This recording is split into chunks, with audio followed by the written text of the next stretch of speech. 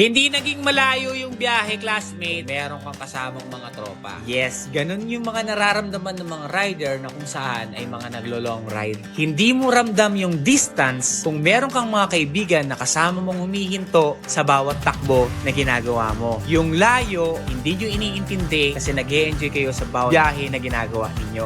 Tama ba ako, classmate? Ganun din ba yung pakiramdam ninyo kapag naglo-long ride kayo ay hindi nyo nararamdaman yung pagod dahil kasama mo yung mga tropa mo na nag-ride sa journey? Naniniwala rin ba kayo na kung saan it's not about the destination, it's all about the journey? Kung maganda yung journey na pinag-uusapan nyo sa bawat lubak, sa bawat tanawin, at sa bawat ganda ng kalsada na ine-enjoy ninyo, yun din ba kayo, classmate? At yung destination sa pupuntahan nyo is extra reward na lang na kung saan meron kayong goal kung saan kayo darating. Pero ang pinakamasarap sa lahat, classmate, is yung tinatawag na journey na kung saan ay ine-enjoy nyo yung bawat situations na gagawin ninyo. At alam nyo ba, classmate, mas magiging worth it pala yung gagawin yung ganito kung meron kayong isang quality na mugs na Motaro na pwede nyo gamitin into your daily lives at sa long ride, at meron kayong magandang suspension tulad na lang ng race power na ginamit ko nung akin nag-ride, hindi ako masyadong pagod kahit nakikipagkwentuhan ako sa kanya o kahit nagre-reklamo ko sa lubak na dinadaanan namin, at na-express ko yung ganda ng mga tanawin na pinupuntahan namin. At meron akong tire na kung saan ay confident ako magliko-liko sa bawat kurbada na madadaanan namin at ine-enjoy namin. Yes, classmate,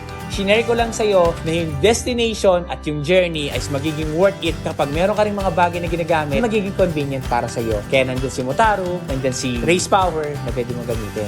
At para doon sa mga tropa at sa mga kaibigan natin at mga classmate natin na kung saan ay mahilig mag-long ride, ganito rin ba yung feeling ninyo na kung saan hindi ito tungkol sa destinations na pupuntahan natin, tungkol doon sa magandang alang-ala kung paano doon natin ito nagawa na magkakasama. Yung ganda ng tanawin, ganda ng kalsada, pagsubok ng mga lubak at pagsubok ng mga kurbada na ine-enjoy natin sa bawat biyahe natin. Ganon din ba yung feeling ninyo na kung saan bawat bagay at bawat minuto ay mahalaga as long as sama-sama tayo naglalakbay sa araw-araw. Salamat! Premium na suspension, Race Power mo na yan!